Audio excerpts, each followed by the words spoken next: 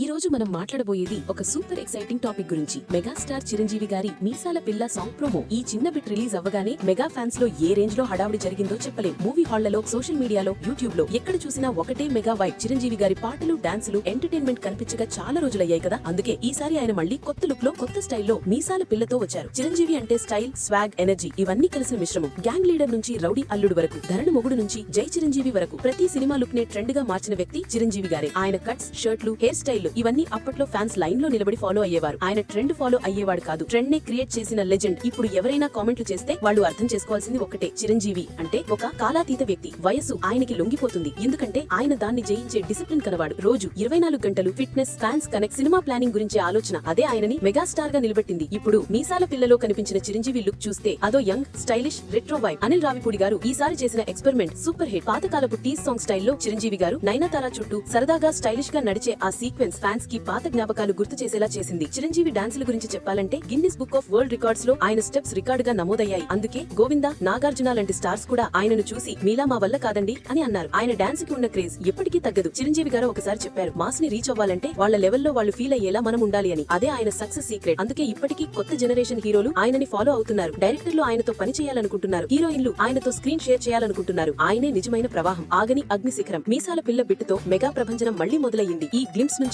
Trailer వరకు చిరంజీవి గారి swag, look, energy అన్ని సూపర్ హిట్ సిగ్నల్స్. దేశమంతా, ప్రపంచమంతా, తెలుగు వాళ్ళు ఎక్కడ ఉన్నా ఈ పాట మొత్తం మోగిపోతుంది. మరి మీరేమంటారు ఫ్రెండ్స్? కింద కామెంట్స్ లో చెప్పండి. ఇంకా ఇలాంటి ఆసక్తికర అప్డేట్స్ కోసం సబ్స్క్రైబ్ చేయడం మర్చిపోకండి.